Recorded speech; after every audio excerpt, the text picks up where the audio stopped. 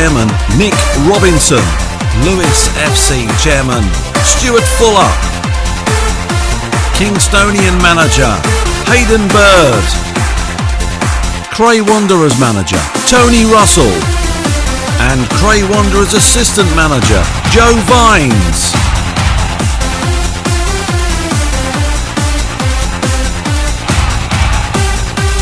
Now sit back, relax and enjoy as we go live!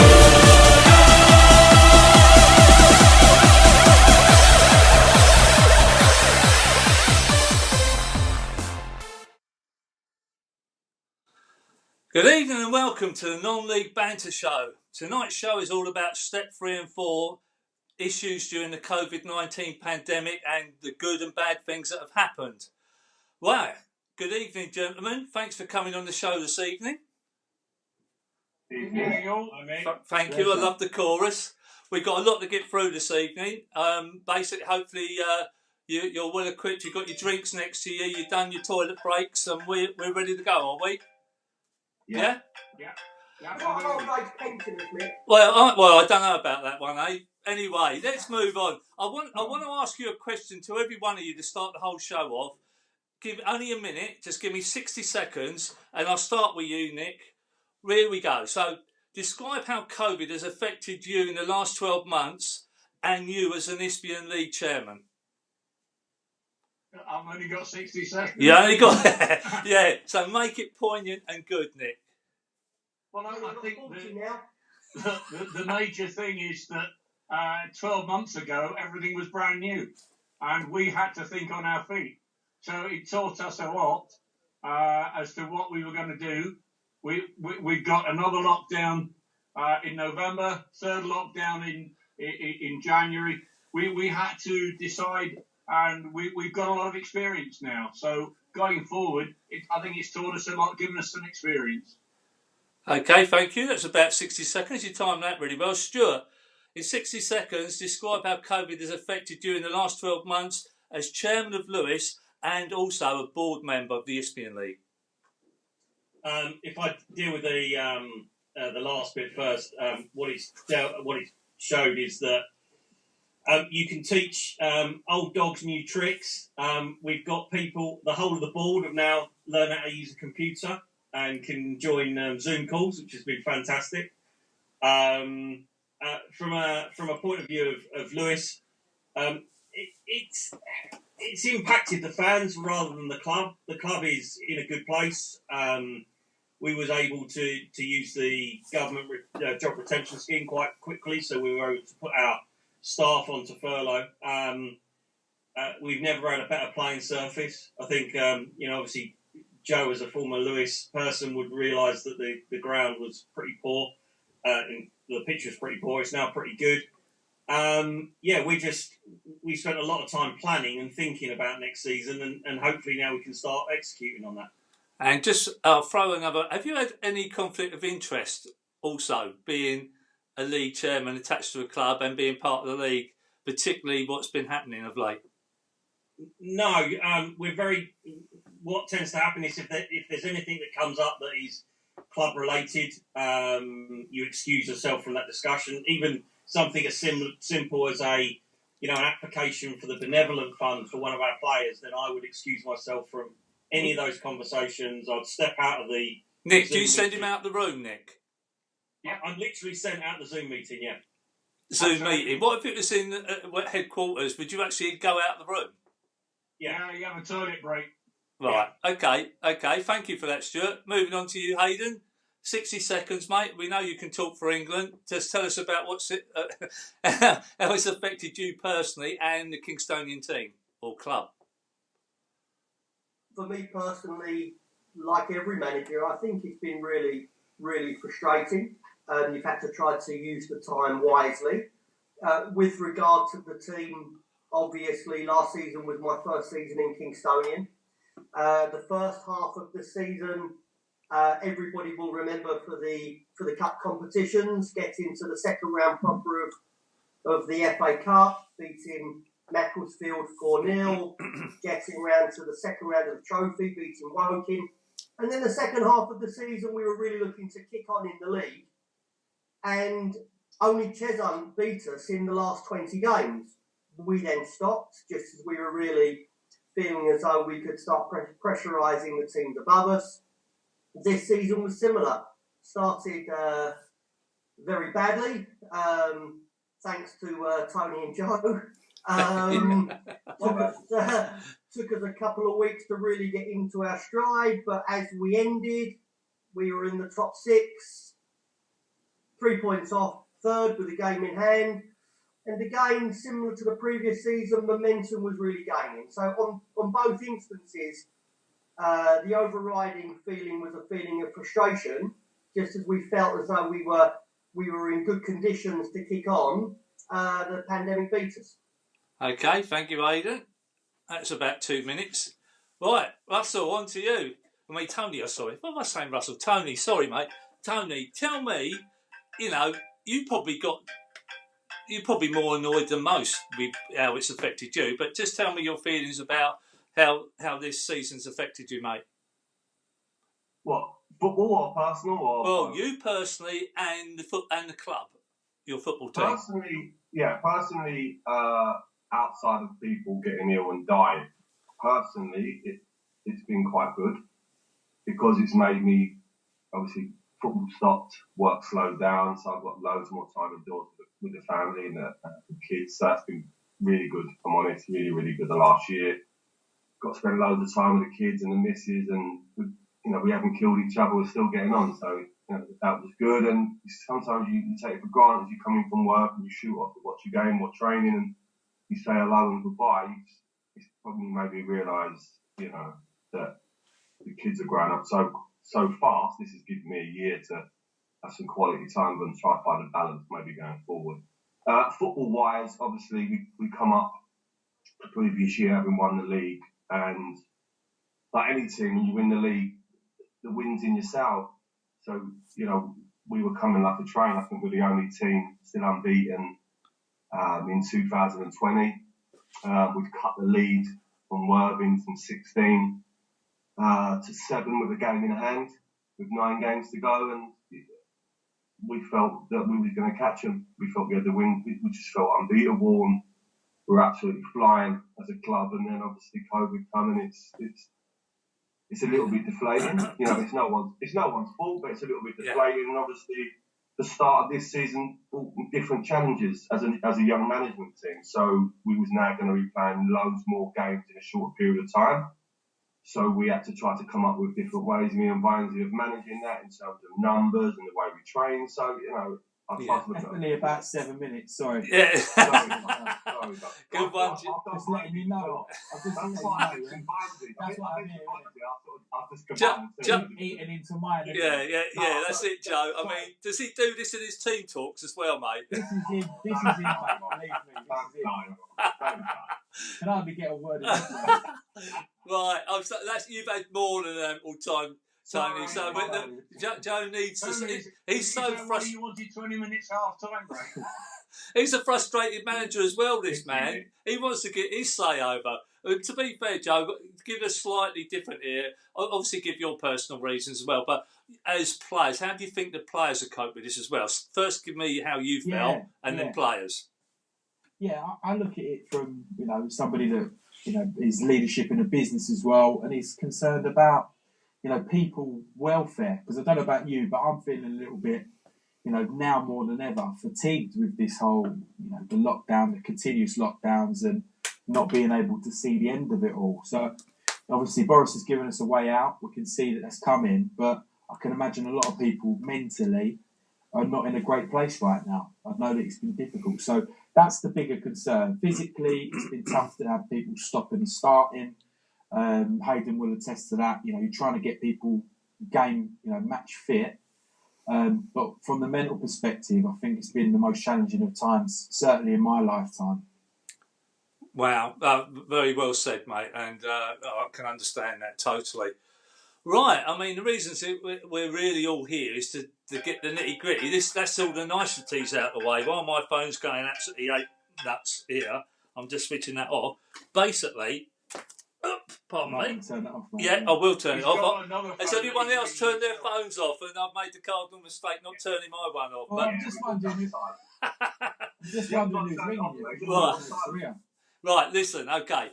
This one's to everyone, and we go around the table. Anyone wants to butt in as someone speaking, because it's a bit of a good start. Here we go. Season 2019-20, 1920, was made null and void. Was this the correct decision when the National League was deciding on points per game basis? Who wants to start that debate off? That's got a lot of merit in it. Go on, Tone. No, I'm not going to start the debate. I'd like to add to that. So it wasn't just the National League that null and void. It was also League Two, League One, and also at the start of May, the Premiership come out and said that if they can't finish the season, they will also be doing points per game. So you can look at that as reference. So the Premier League, the Championship, League One, League Two, National League, South and North, all what we're going to do, points per game, either did or were going to do. We obviously decided to do different. For me, as a young manager, I look for people above me for guidance because, what Pep or what some in the Premier League or Championship doing tactics-wise, I'll look to try to implement that into as a young coach or manager to try to grow. I'm a little bit perplexed how we feel as in our level of football, but we felt we should do different to the people that are above us. Nick, would you like to answer that as our league chairman? Yeah, absolutely, because I think Tony's hit the nail on the head. What everyone he's mentioned is in the elite game. We're non-elite. There's a difference. There's a line drawn between step 2 and step 3. Step 2 and above is elite. Step 3 and below is recognised to be different. And, step 3 and below all went the same way. At least we were all consistent. The same decision was taken. I've said a couple of times, I don't say that we made the right decision. History will judge us on that. And history will be 5-10 years down the track. We'll look back and say, did we do it right? What we did, though, at the time, I started off when you said, how did it affect us? It was brand new. Nobody had ever had anything like this before. Our clubs were screaming out for help and guidance, and they wanted a strong hand. I believe we gave that strong hand. I believe what we did was to say, this is the way we're going. Now, Sorry, Nick, before you go any further, just quickly, step 2 wasn't classed as elite until Mark White got involved later down the line. So when you made the decision, step 2 wasn't elite. That was only elite to play the playoffs. That was further down the line. So but in fairness, the distinction between the naming of elite and non-elite wasn't made until that time. But we knew that there was a difference. I mean, look, I've got to tell you, the committees I sit on, we all acknowledge that the National League is entirely different to football at our level. And we say to our clubs, in the same way as, look, clubs coming up from 5 to 4, we say to them, you're in a different ball game now. And our club's going from 3 to 2. Please, God, you do it. I really mean that, Tony. To everybody who wants to go, I hope you get there. Kingstonian, Cray, please that you do get there. But you will find that the administration is different.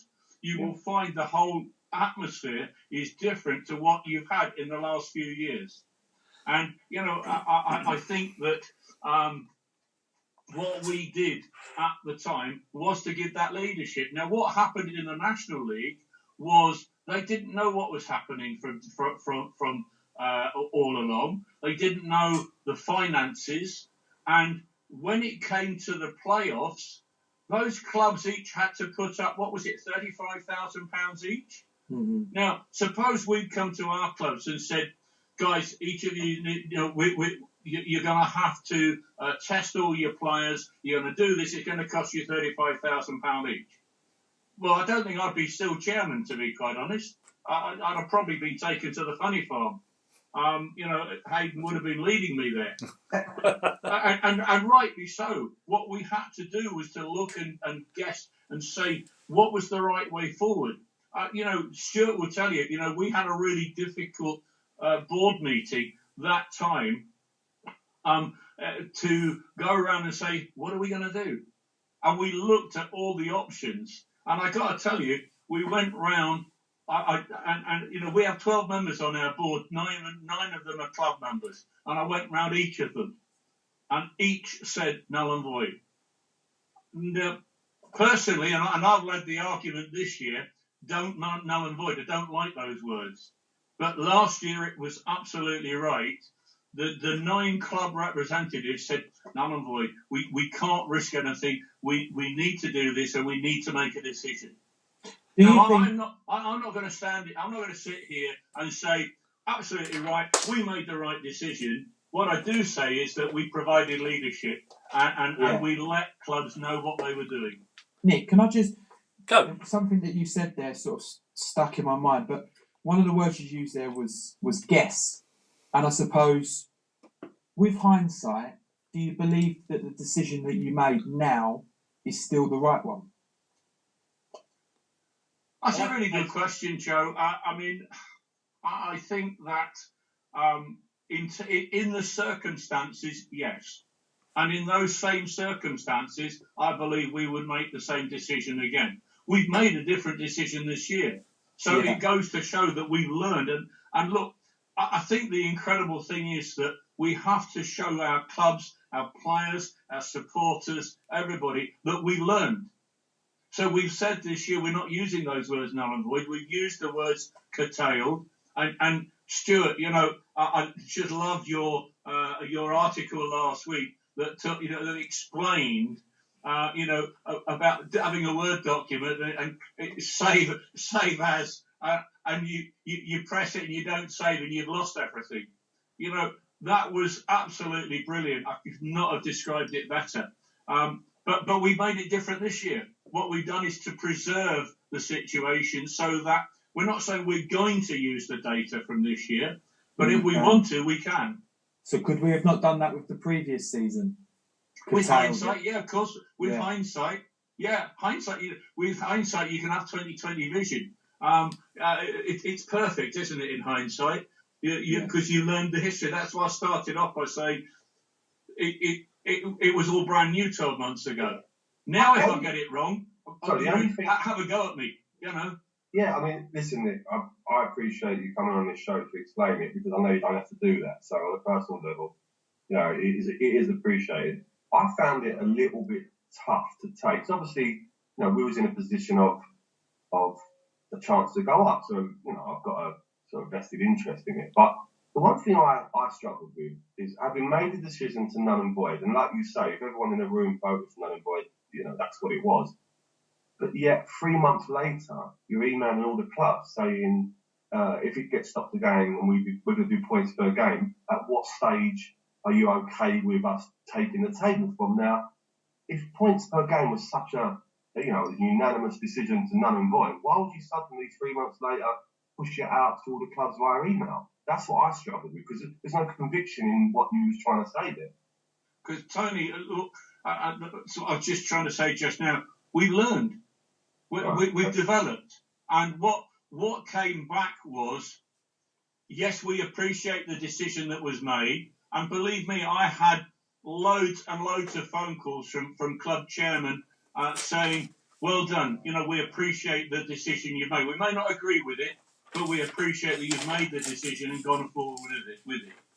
I think it would have been foolish of us to sit there in an ivory tower and say, we've done absolutely the right thing, we're not going to contemplate anything else.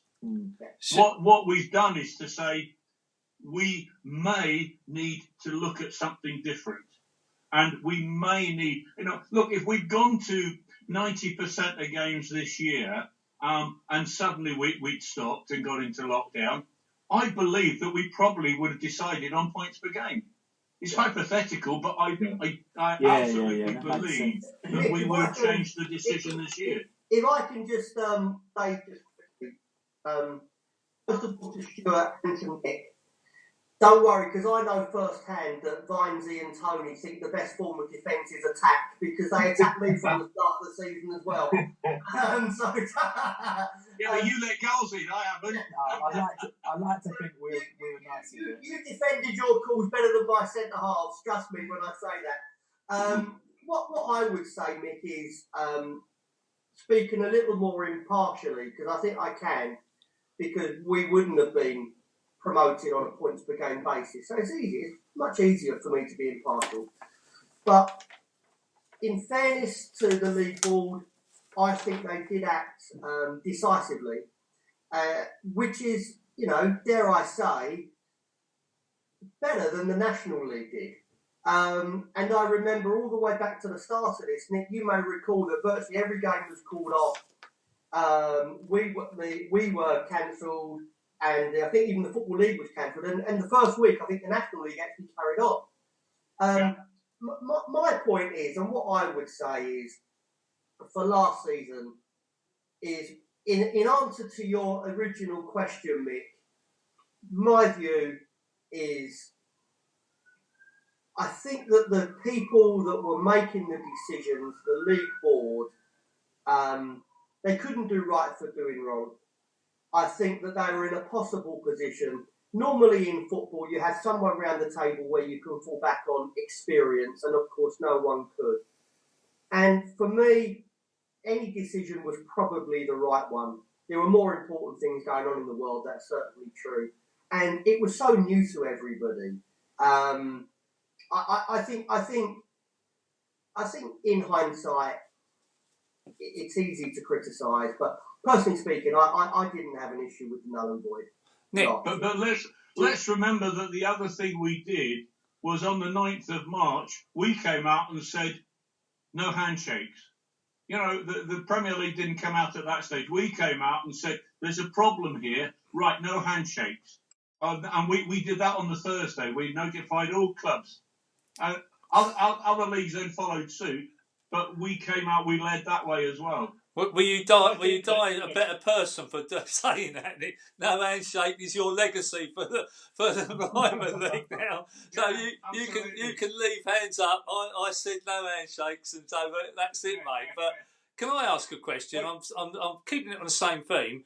Why can't the Isthmian League, or why did the Isthmian League have to join as a whole step 3? Why can't they make their decisions as an Isthmian League, and why can't the Southern League make their decision as a Southern League, and why can't the Northern League make their decision? Why all combined together? Is that sort of a show of defence that if there's some wrongness in it that you all club together? I think there's a very simple answer to that. It's called equality. And for some years now, what we've tried to do through the Football Association, through the Alliance Committee, is treat every club the same, so that and we try to say whether you're in Cornwall or Northumberland, you're going to be treated the same by the leagues. The standardised rules that came in 2004, that was one of the reasons, because we all had different rules then. So that if you had a late kick-off in the Northern Premier League, you got fined £5. If you had it in ours, we'd probably find you £100. So what we did, we brought in standardised rules and a standardised tariff for fines, for fees, and all those things. And what we want to do is we wanted to make sure that clubs are the same at the level they are, whether they're administered by the Northern Prem, the Southern, or the Isthmian League. Wow. So that's the very simple answer. And what we want is we want a club. If Cray Wanderers get promoted, it's got to be on the basis that they've played the same number of games, or if it's points per game. And I mean, I'm not shying away from that. But in a normal season, they've played 42 games. They've beaten everybody else home and away on better than any other club, and they deserve promotion. Right. Okay. Thanks. Sorry, I'm going to butt in because you're going for it a little bit, which I like. But I also this coming season, we will start on whatever it is. What is it? August the 7th or the 14th, Nick? Let's let everyone know. 14th. 14th of August, the Isthmian League is starting. Right. Okay. The Ispian Pitching League, I say. Thank you. All three of us. All three of you are starting at the same time. Trident League. Now, Trident what League. I categorically want to know by a lot of managers, and I'm not talking just about Ispian League managers here, I'm talking about managers at all different levels. Is there going to be a plan that's going to be coming out, I would like to think, before the pre-season even starts, of how, whatever happens this coming year, because we don't know, we're going to look positive that it's maybe going to see itself through, but if we have the same problem that ends up at Christmas and the pandemic rises its ugly head again and we have to stop, and what's going to be the defining end of play here? There's got to be something in place, surely, this coming season that will finish the leagues to its entirety. Can I ask you, where are we at that point? I really hope you ain't going to push me aside and sort of say it's something you keep talking about.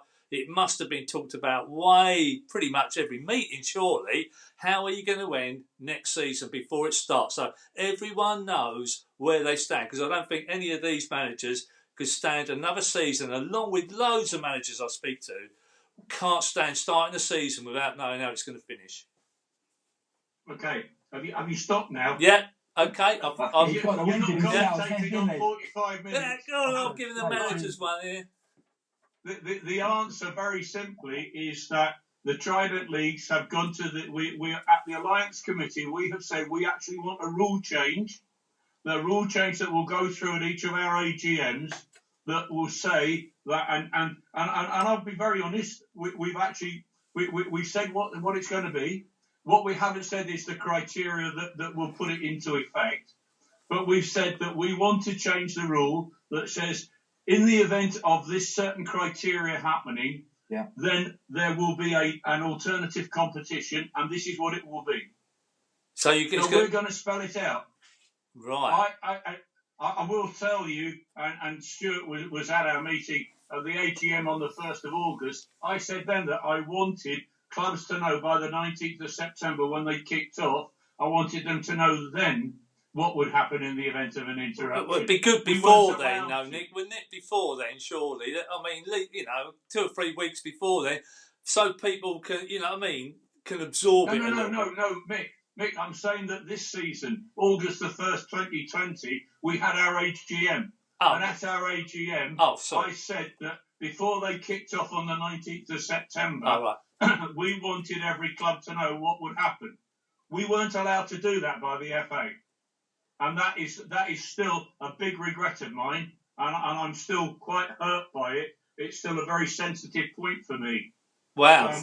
Our clubs this season should have known what was going to happen. Fantastic. Come on, Tone and Joe or Hayden, or even you. Look, come on. Are you going to back your chairman up?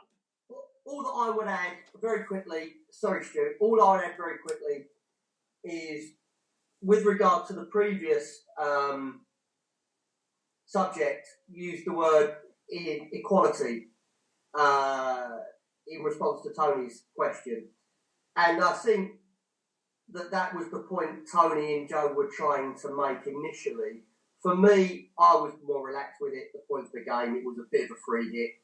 But I think what we would like to see is that equality running through football. Mm-hmm. And not just at the certain levels. And then everybody knows where we stand. That's a fair point, Nick. And can you not bring that up? Sorry, Tony, sorry, butt in there. So would you not bring that point up again or get some allies with you, Nick, at the FA, and back that point, Jack's one of, part of the FA, Jack Pearce, does Jack think the same way as what you do you know? Yeah, it's minuted through the Alliance Committee, but that is what we intend to do. Right, sorry, Tony, I butted in. Carry on. Yeah, no, I think Hayden said about quality and Nick touched on it as well.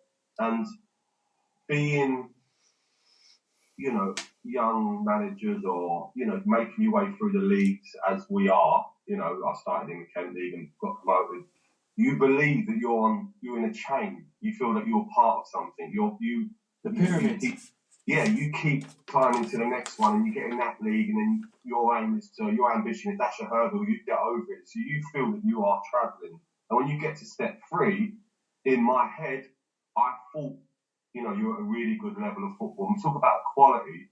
Why can't I feel that I should be treated like the Step 2 or the National League or League 2 or League. Why can't I? We're talking about equality. If I'm a football manager and I play in the FA Cup, I'm part of that pyramid. Why couldn't I feel that? Why have I got to be elite to be treated like the rest of football?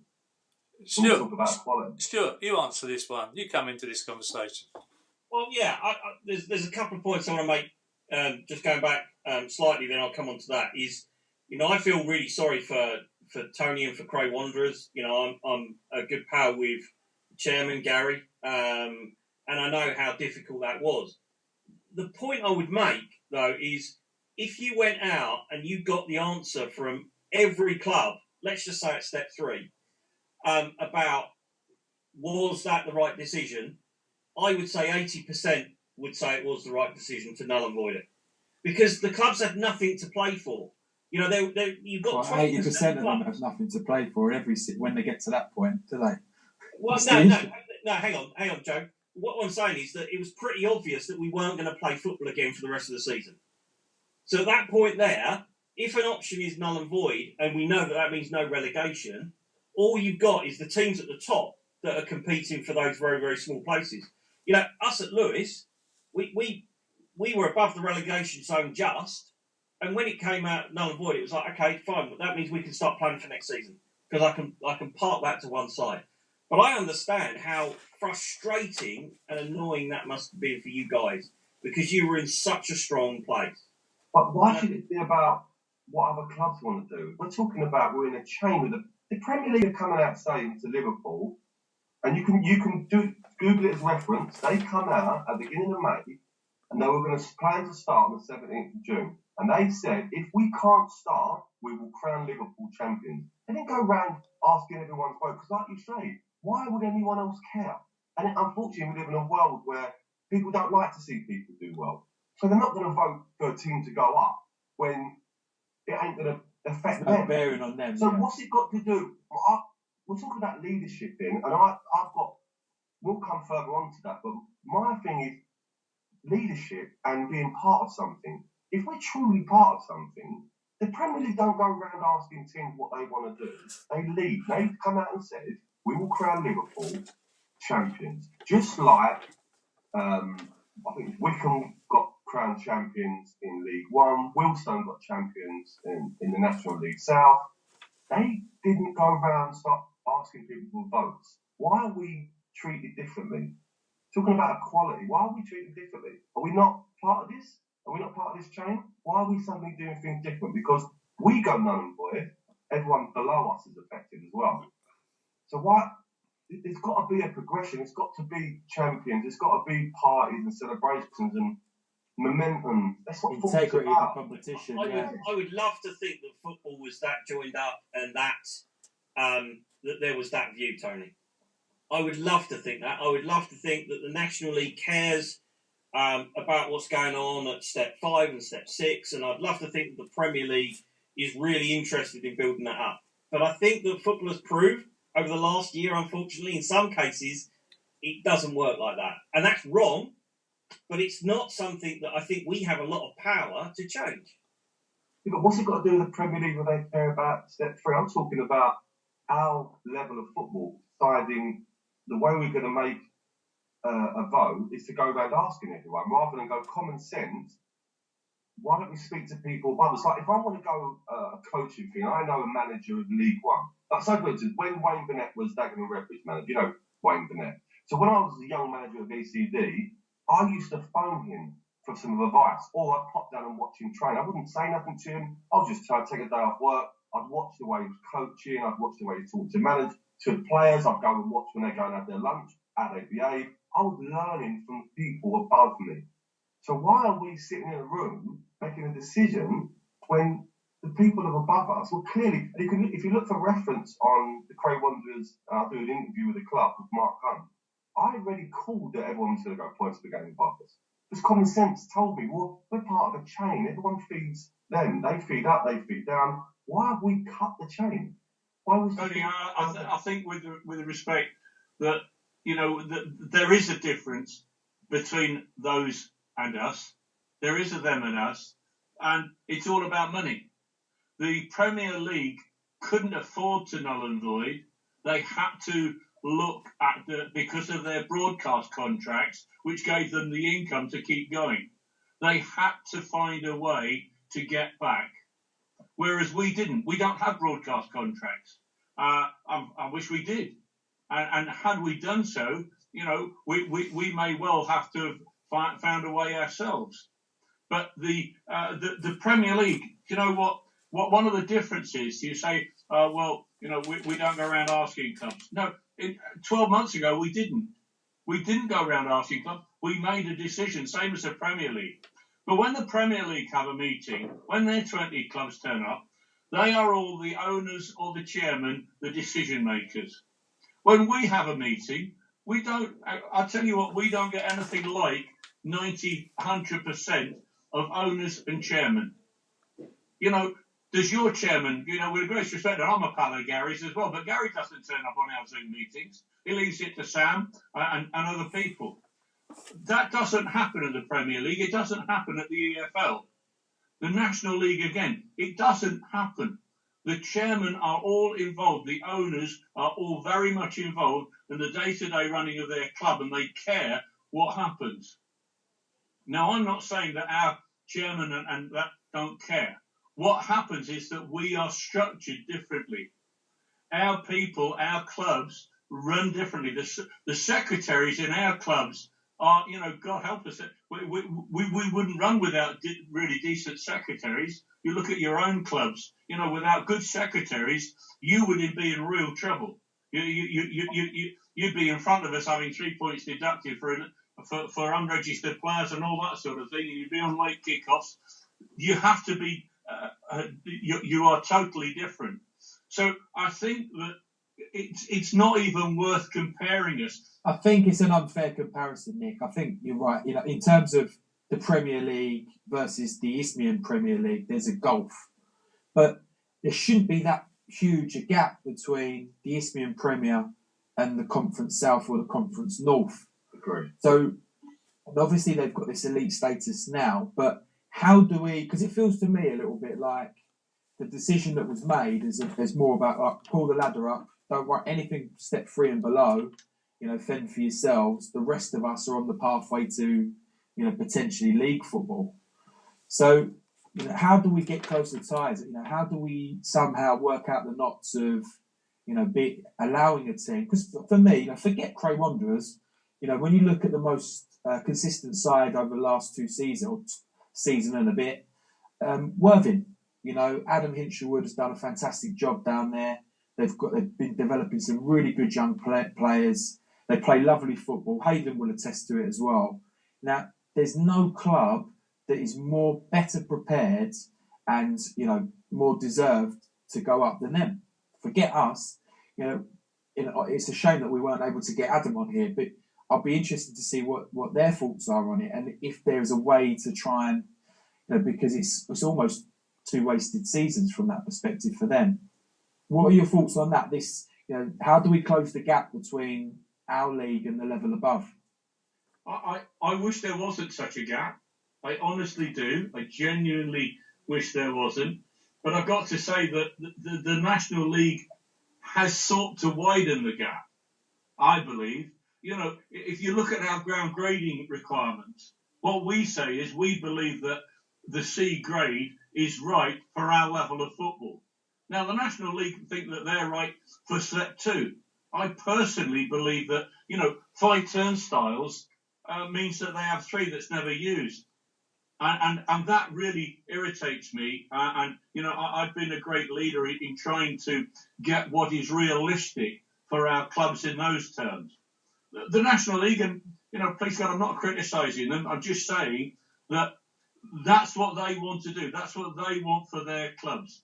Now, what I'm not going to do is I'm not going to bankrupt our clubs saying that we've got to get our gradings up there so that there's only a small difference between step 3 and step 2. I think they want a difference. We want to keep our clubs in the right area. You well know that in every division there are clubs who are quite happy to remain at that division for the next 10 years. Your club is ambitious. Kingstonian is ambitious. Lewis, ambitious. But there are plenty of clubs. There's ambition and there's ability to meet that ambition. But hold on. I'm going to step in here then. So isn't there a thought that maybe the Eastern League should set up more of an elite league that all clubs that have got that ambition and the ability to go the next level in a league of their own, if you know what I mean, set up another division? No, not at all. Not at all. Nick, I think an important point is being missed here. And that point is, Ishmael League made an ultimate decision which they believed was in the best interest of their member clubs. And whether people agreed or disagreed with the decision, I think everybody respects that. Mm. The difference between the Isthmian League and the National League, I don't think is so much in the way it's officiated, but the clubs last season, where it was not the National League that was driving for having the playoffs to be played, it was very wealthy individuals that were running the clubs. That's how the elite status come. And again this year, the National League, Nick will know much better than me, but I suspect the National League would have been far happier if weeks ago, certainly the North and South was just null and voided. But unlike what we have in the stakes are so high in the National League because it ultimately leads to promotion to the EFL, some very wealthy individuals running the clubs are not accepting the decisions to a degree. They've taken legal action against the league. Yeah, they've got the spending power to actually protest against the decisions and actually overturn them. That's the difference. The difference is not the way that the organisations are run, in my view, because I think you would, if you spoke to Jack, if you spoke to Mark Ives, if you spoke to Nick, I'm sure there are many things they would agree on. But unfortunately for Jack, in the National League, I suspect there's some very wealthy owners with the ability to financially challenge any decision they make. And even to this day, even though a decision has been made via a vote to null and void the North and South, discussions are ongoing to merge the North and South because wealthy clubs are not accepting the decision. Mm. So in that way, Nick is right. You can't compare the two. Nick, can I just step in? Nick, can I step in? Let's not forget that we were challenged by wealthy individuals. Our process was challenged and we were supported. You know, they went on a Rule K arbitration and those clubs lost. Can I ask a question? We're just slightly diverting because it is a question that a lot of people are asking. It might not be step 3 or 4, but do you sit in the Alliance League, Nick? Do you think that step 2, with them joining these leagues together, the North and South, do you think that's a likelihood to go through that Alliance League that's going to be sitting in the next couple of days? What's your feelings on that? Because that's quite a poignant decision that will affect, a set of precedents for forevermore. What do you think how that will go? That's very difficult for me to answer because we haven't. The Alliance Committee has not received a full proposition yet, so I don't know what the proposition is. I genuinely don't. Well, if I said to you that the proposition is, Nick, which is probably how I see it, the North are going to join the clubs that want to play on from the North, which I think are about 6 or 7, will join forces with the South, and they will set up a new league. Whether it will start from scratch, there's obviously debate about whether it will start from scratch or whether it surely can't start with the same points per game for the 2 divisions. I'm not sure, but if that was put to you, but that is the big question, isn't it? That's what I'm saying. I don't know what the proposition is at the moment. A hell of a lot happens on social media that you look at.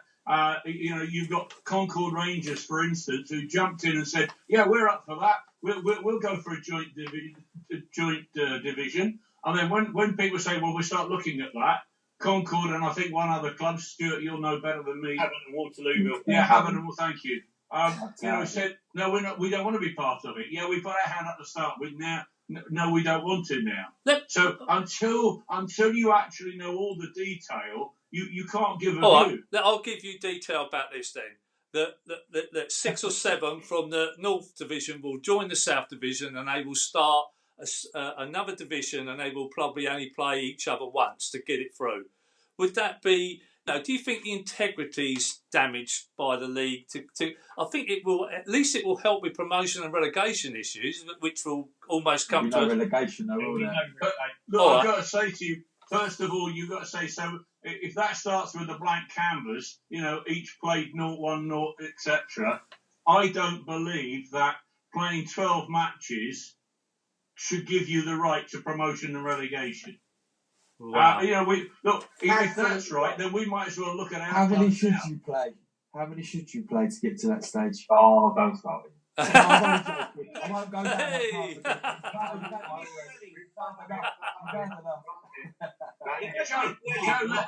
Joe, let me answer you. I mean, we put that to our clubs and said, what was it? And we got, 82 clubs. I think we got 81 different answers.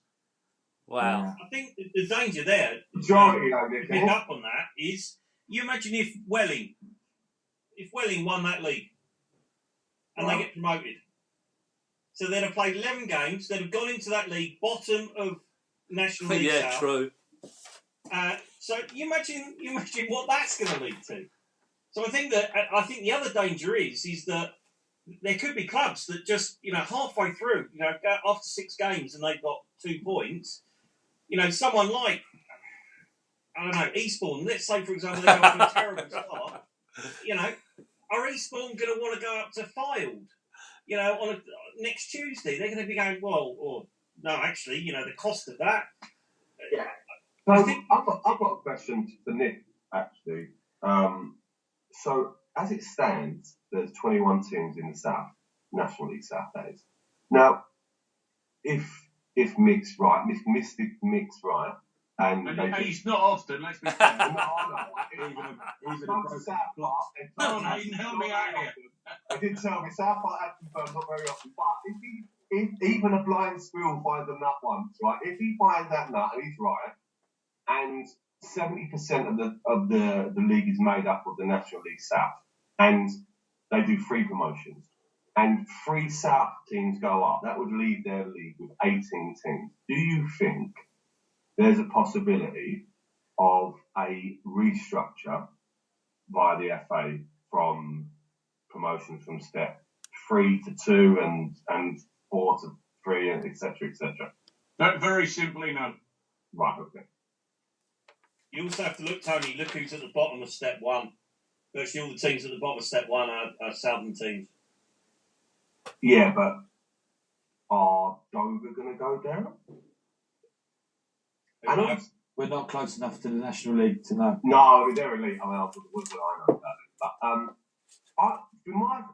was reading the other day that because Dover are effectively refusing to play, by their bylaws, the FA bylaws, that's a double relegation. Is that right, Nick, or was I reading that wrong? I'm not aware of any regulation that would give you a double relegation. I mean, at the moment, it is up to the National League to deal with their own clubs how they see fit. Yeah. The provisions are there. There's a rule there that says if you fail to fulfill a fixture, you should be charged, and the tariff is set. The penalties you can face are set out in black and white. It's very simple. And the worst thing is you can be expelled for failing to fulfil one fixture. You can be expelled. So, Nick, in that case, if Dover were expelled, could they approach the Isthmian League about joining the Isthmian League? We don't have any vacancies. No, that was going to be my second point. Well, technically, we have in the southeast because we were only with 21 teams. No. 19 teams. We haven't replaced Thamesmead. No, we have. We have 82 clubs. Do we? Nick, That's fine. You weren't We at are that meeting, Stuart. You weren't at that meeting. You are here for in our time in Italy. You are here for. the question I've got for Nick is wouldn't it be worth just making an executive decision now, promoting Craig, so Mick can ask his next question? Brilliant. Yeah. Oh,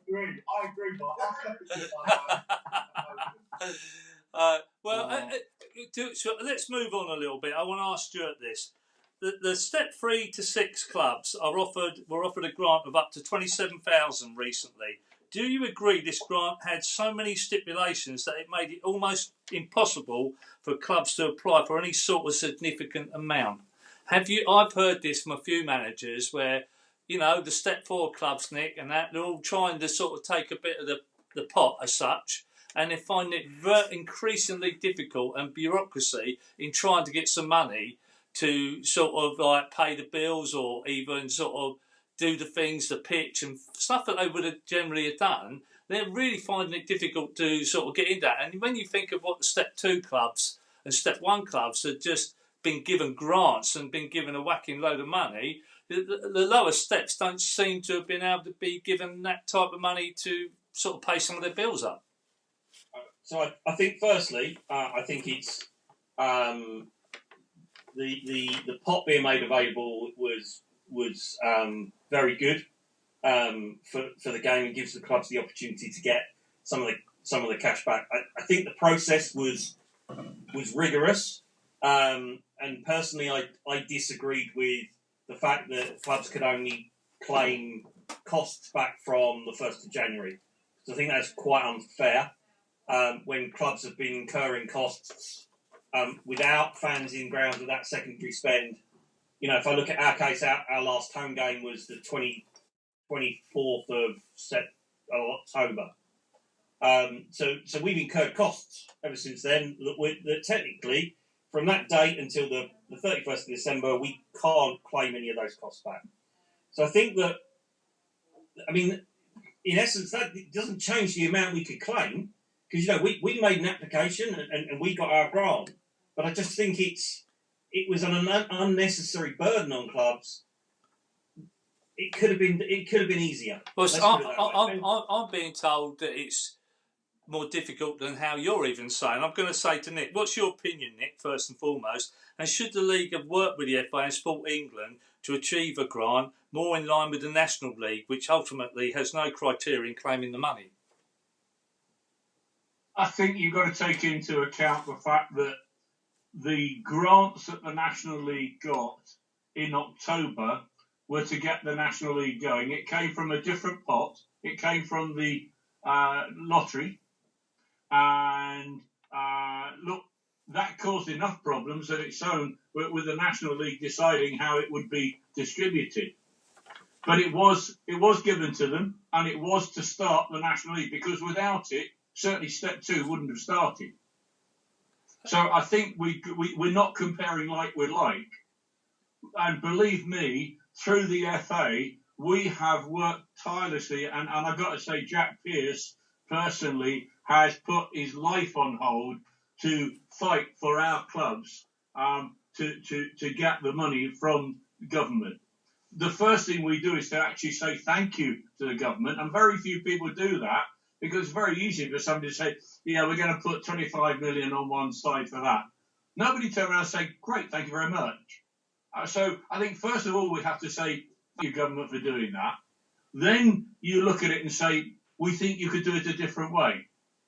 And what I'm told, and I've not been privy, I'm not in the rarefied atmosphere of talking to the government boys, but those who do tell me that none of them understand how non-league football works. What they do is they say, no, well, we'll apply proper business criteria to this. And it doesn't work. You've got to have people who understand, people who have run, people like Stuart, who is chairman of a club. And his club is a particularly unique club.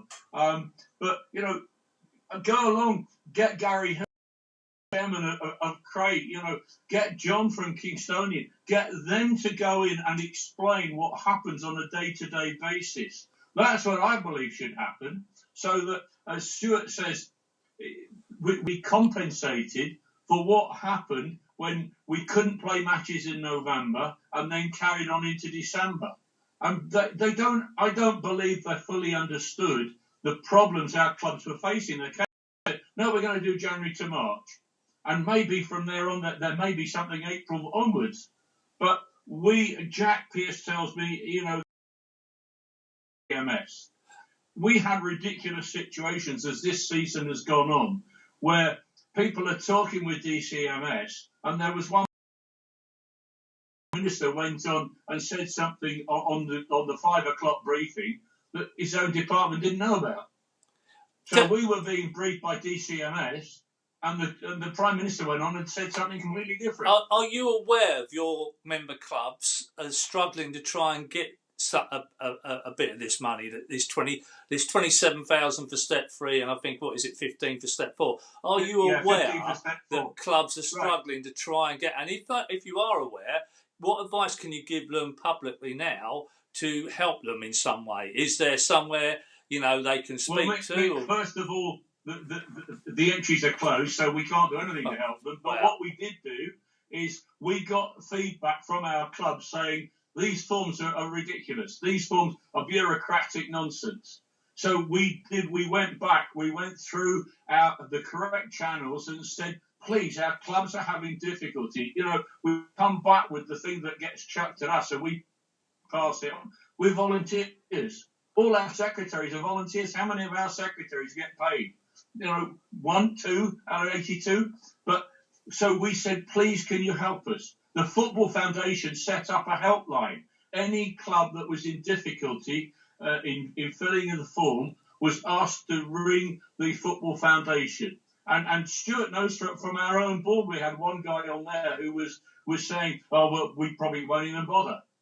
They rang the Football Foundation and said, well, this is our difficulty. You can't have money in your bank account on January the 1st. And they said, well, this is where we are. We've got some advance money, so we don't qualify. And the Football Foundation said, no, that's all right. You can do it this way. You do it that way. The Football Foundation helpline was absolutely fantastic. Wow. And so our feedback from our administrators, those who actually filled in the forms, was that, yes, it was difficult, but with help.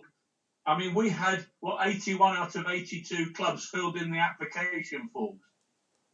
But Dan, not any of them have got the money. Not most of them. Yes, they have. Not all of them? They have. Yeah. Well, everybody who applied got the money. I mean, the figures have been released. 7.2 million out of the 10 million was allocated. Right. Okay. So I think it's a fair comment to say that the bureaucracy was paramount to start with, but once the problems were known, they wanted to give that money away. It was there to be given to the clubs. So believe me, that the help that the Football Foundation gave was absolutely welcomed by our clubs. And our clubs came in. Not everyone got 27,000, but if they applied for 25, they got it. Okay. That's right, isn't it, Stuart? That's our feedback. Yeah. Go on, Stuart. Do you agree with the league chairman on that? Yeah, I agree. I think my one thing, and I've sort of spoken to Nick about this, is now that there's been the application, there is, because if you remember, originally there was 14 million allocated to 3 to 6, and then that went down to 10. So I questioned quite vocally and through my MP, where's that 4 million? And we're told that 4 million is there for clubs that are in dire need.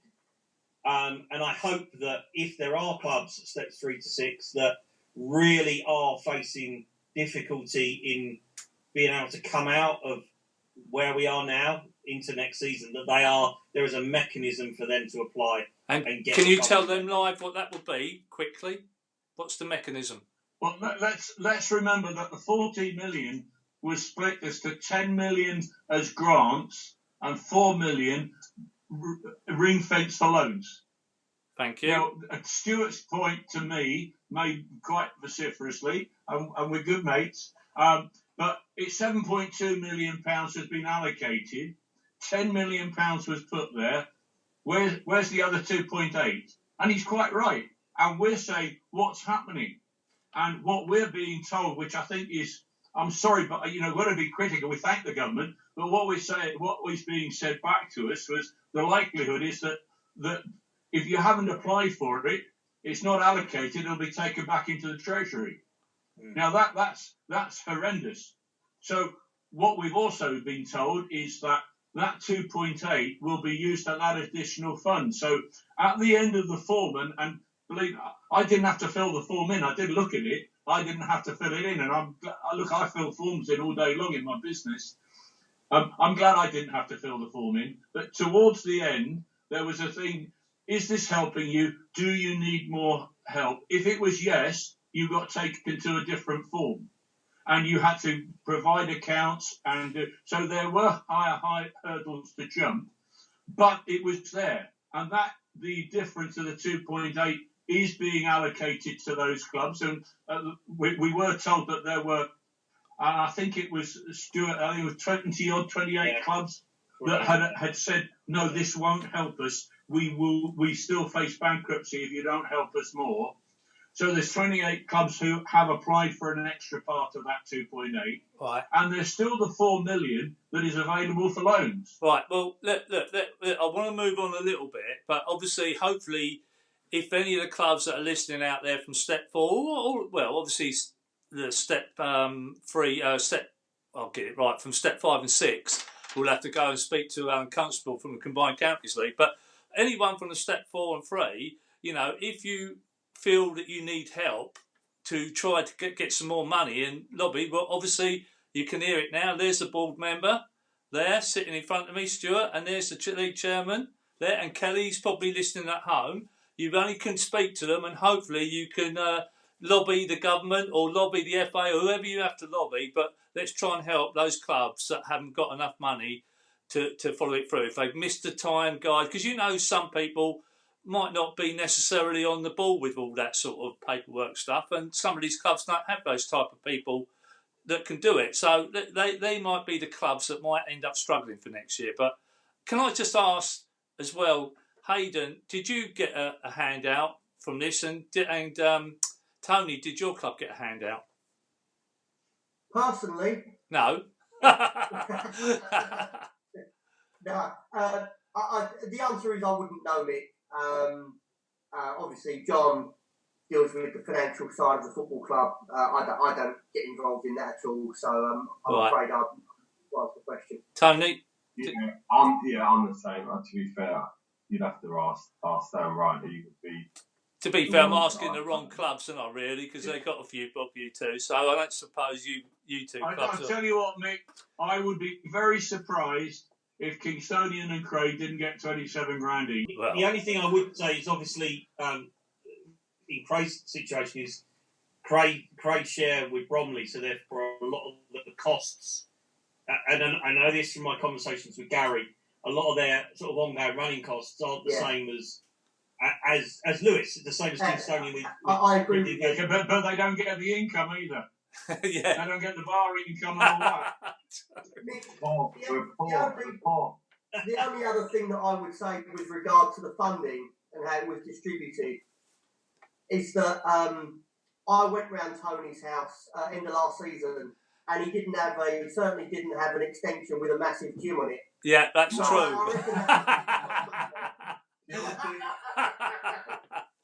Joe had a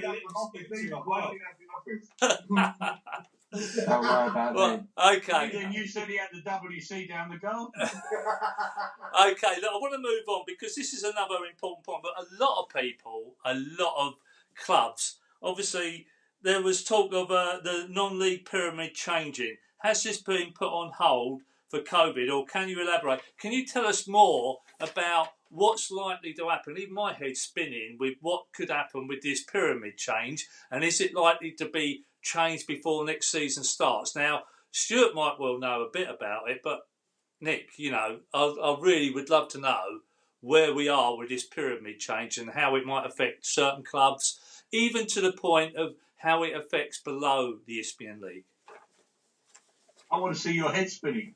Yeah, it's going round, mate. I'm telling you, because God knows what it's. Come on, tell me. I really want to know about this. Right. What we have said, and it's not giving away any secrets, is that the executive is looking at a way in which the 8th division at Step 4 can be created. Step 5 has said that they can produce 20 clubs. without argument, without somebody saying, I'm going to go to Rule K arbitration, I'm going to do this. What we have said is that if you can do that, we will certainly look at it.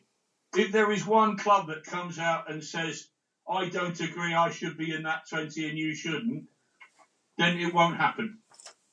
And we're on record as saying that, and I don't mind saying it right now. That is the agreed position of the Alliance Committee. We would like to get the 8th division in. Step 5 wants to put its extra 2 divisions in, and Step 6 wants to reduce its divisions so that we've got the perfect pyramid. We have said that we're not going to fill vacancies. So Step 1 has said that it will run with 23 clubs next year. Step 2 with 21 and 22, whatever it is, 21 and 22.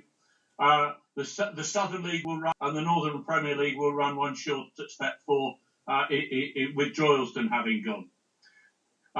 But we have said that it will help, and it will help everybody from 4 down to 6 if we can do something. It will mean that Jersey Bulls will get up to 5. Exactly the reason. It will mean Vauxhall Motors will go from 6 to 5. It will help, and it will mean that there's no stagnation for that period of time. But it is on the strict basis that everybody pulls together. We don't want what we had 12 months ago with a faction saying, no, we don't agree, we're going to challenge you. And if it's a challenge, then everybody will wait 12 months and we'll do it all on the field. Well, I hope you name and shame those clubs if they start doing that, because it's all for the good of the game, as I see it, for definite. You made mention of Jersey Bulls there. You know what I mean? They should definitely be stepped up into Step 5 for definite. I don't think anyone will. So tell me, will this happen, Nick? Is this? I know that you're saying that some people might stick an oar into it and it might stop, but at this very minute, how do you see it at this minute happening in your mind as chairman of the Isthmian League? How do you see it at the minute? Do you think what you've just explained will be put in place for the start of next season so it can give some sort of give some sort of Step 5 clubs to sort of, an uplift with all what we've all been through to sort of progress up the ladder? You know what I mean? And all I can say to you is that I personally, Nick Robinson, and as chairman of the Isthmian League, want it to happen. I'd love it to happen because I think it's really important for our game.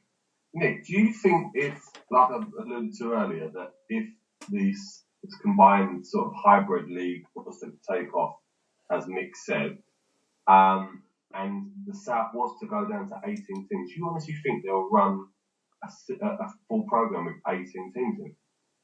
You're talking Step 2. I'm asking you because obviously they've got 21 at the moment, and if, say for instance, if they've got 70% of the teams in that league and 3 promotions, so we're hearing, if 3 of the South was to go up, that would leave them with 18 teams. Do you think there's still clubs coming down? And say all the teams at the bottom of Step 1 are Southern teams.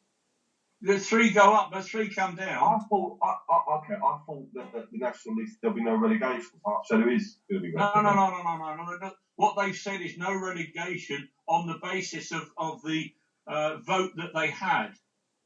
So they've got 23 clubs at the moment.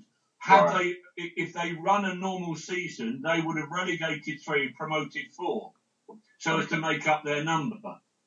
Okay. What they said is that on the vote that they had from their clubs, which is now under challenge, they will not relegate because Step 2 wouldn't complete.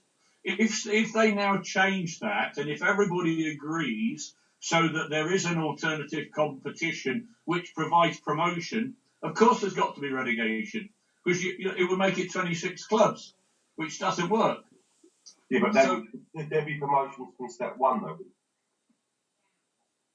Yeah, but there'll be relegation from the EFL. So Step 1 promotes 2, EFL relegates 2. The balance. I mean, if you, like you say, the moment you open it up to votes, for teams to vote, I just can't see how they'll agree for relegation on a vote. Well, look, if you promote, you've got to relegate.